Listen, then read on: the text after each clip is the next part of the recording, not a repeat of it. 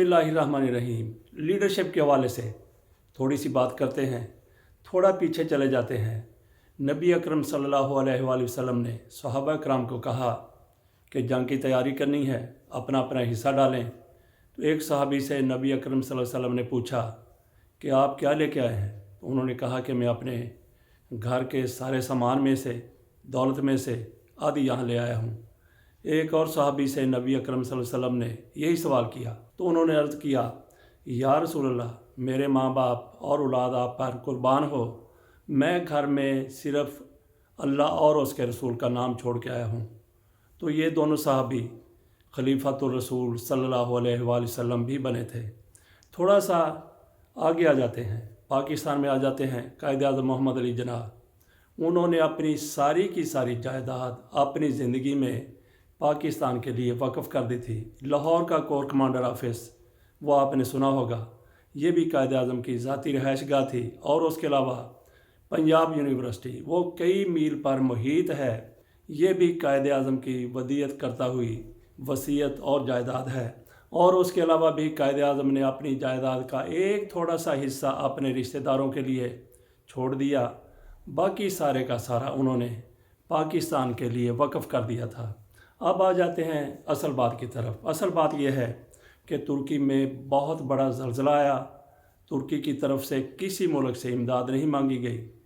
अपने अपने तौर पर कुछ ममालिक ने इमदाद करने की कोशिश की। हमारे वज़ीर आज़म साहब जैसे ही तुर्की में ज़लज़ला आया, शायद इनकी नज़रें उधर ही थी, इन्होंने फ़ौरी तौर पर ऐलान कर दिया कि मैं तुर्की जा रहा हूँ। पाकिस्तान की तरफ से इमदाद भिजवाई गई, वो तुर्की ने कबूल कर ली।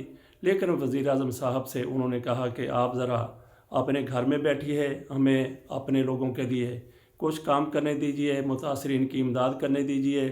तो वज़ीर आज़म शहबाज शरीफ साहब फिर रुक गए, पाकिस्तान में बैठ गए। इनकी तरफ से एक APC बुलाई गई थी, लेकिन उस APC को मौखर कर दिया गया था। ये कहकर मौखर किया गया था कि तुर्की के दौरे पर जाना है, तुर्की का दौरा भी नहीं हुआ, APC भी नहीं हुई। बहरहाल ये एक अलग बहस है।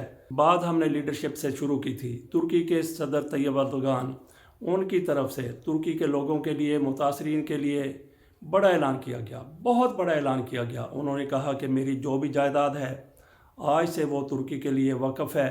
उन्होंने अपने लिए, अपनी औलाद के लिए कुछ भी नहीं रखा। उन्होंने सारा कुछ तुर्की के सुपुर्द कर दिया, तुर्की के हवाले कर दिया, तुर्की के लिए वक़्फ़ कर दिया। ये होती है लीडरशिप। और फिर बिल गेट्स को देख लें, दुनिया का अमीर तरीन आदमी रहा है, अब भी अमीर तरीन लोगों की लिस्ट में वो दूसरे या तीसरे नंबर पर है। उसने भी अपनी जायदाद का थोड़ा सा हिस्सा अपने पास रख के बाकी सारी की सारी जायदाद वक़्फ़ कर दी थी, लोगों के लिए, गरीबों के लिए, मुस्तहिक़ लोगों के लिए। हमारे यहाँ भी कुछ लोगों को लीडर बनने का शौक़ है, पैसा बहुत है, जायदादें बहुत हैं, पहले बना रखी हैं, और उसके बाद बड़ा लीडर बनने की ख्वाहिश है। बड़ा लीडर बनने के लिए थोड़ा इसार करना पड़ता है, थोड़ी कुर्बानी देनी पड़ती है। अगर आप इस तरीके से सामने आते हैं, लीडर बनते हैं, तो फिर आपको किसी की पुश्त पनाही की ज़रूरत नहीं रहती कि आपको एस्टेब्लिशमेंट आगे बढ़ाए या कोई और आगे बढ़ाए या अमेरिका की तरफ देखा जाए। लीडर बनना कतई तौर पर मुश्किल नहीं है। जैसा हमने कहा कि थोड़े से इसार की ज़रूरत है, और आपके सामने बहुत बड़ी बड़ी मिसालें हैं। नबी अकरम सल्लल्लाहु अलैहि वसल्लम के नक्शे कदम पर चलें, वो किस तरीके से पूरी दुनिया के सबसे बड़े लीडर बन गए थे। जदीद दौर में आ जाएं तो हमने कायद-ए-आज़म की मिसाल दी है, और आजकल तैयब अर्दोगान की मिसाल दी है। ये दूसरे लोग किस तरीके से बड़े बड़े लीडर बन जाते हैं, किस तरीके से इशार करना शुरू कर देते हैं।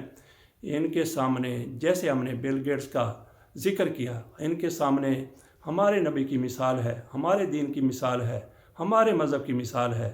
उस पर वो लोग अमल करके कहाँ से कहाँ पहुँच गए, लेकिन हम कहाँ पे पस्तियों में गिर रहे हैं। बात हमने शुरू की थी लीडरशिप की। लीडरशिप के लिए देखते हैं कि हमारे सियासतदान वो कोई सबक हासिल करते हैं या नहीं करते, या फिर इसी तरीके से ख़ुद भी डूबते चले जाते हैं और लोगों को भी डुबो देंगे। इसके साथ ही इजाज़त दीजिए। अल्लाह हाफ़िज़।